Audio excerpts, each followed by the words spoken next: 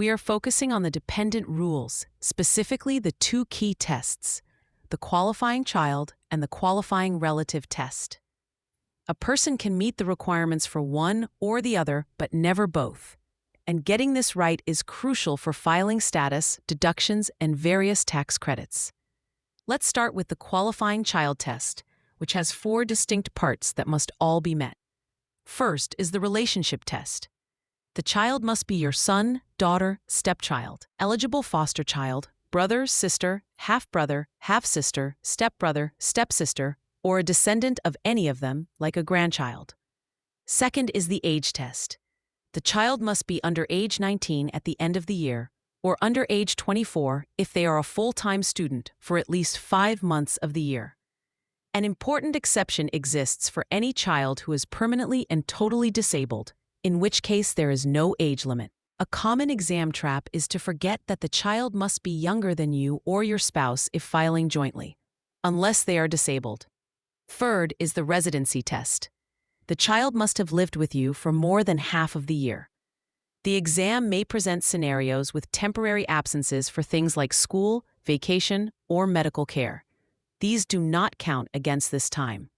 The fourth and most frequently tested rule is the support test. Under this rule, the child cannot have provided more than half of their own support during the year. The exam will try to trick you with scenarios where a child earns significant income, say from a trust fund or a part-time job. Remember, earning the money is not the test. The test is whether the child used that money to pay for more than half of their own support costs, like housing, food, and clothing. If the child saved the money or spent it on non-essentials, it doesn't count against them. Now let's pivot to the qualifying relative test, which is for individuals who do not meet the qualifying child definition. The first requirement is exactly that. They cannot be your qualifying child or the qualifying child of any other taxpayer. Next is the gross income test. The person's gross income for the year must be less than the annual exemption amount, a specific dollar figure that is adjusted for inflation.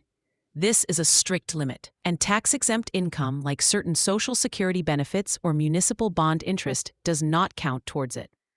The third requirement is the support test, which is essentially the reverse of the child test. Here you must provide more than 50% of the person's total support for the year.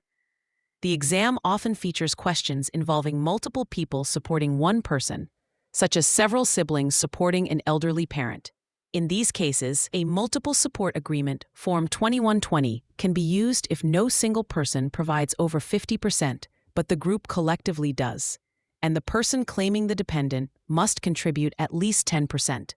Finally, the person must either live with you all year as a member of your household or be related to you in a way specified by the IRS. This includes parents, grandparents, and in-laws, but notably not cousins.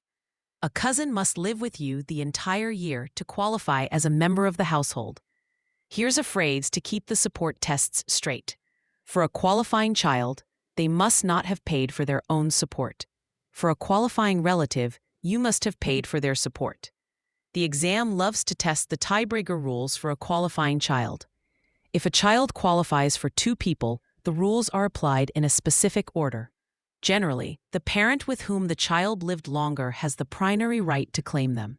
If the time is equal, the parent with the higher adjusted gross income, or AGI, wins. A non-custodial parent can only claim the child if the custodial parent signs Form 8332, releasing the claim. Lastly, the citizenship test applies to both categories. The dependent must be a U.S. citizen, U.S. national, U.S. resident, or a resident of Canada or Mexico.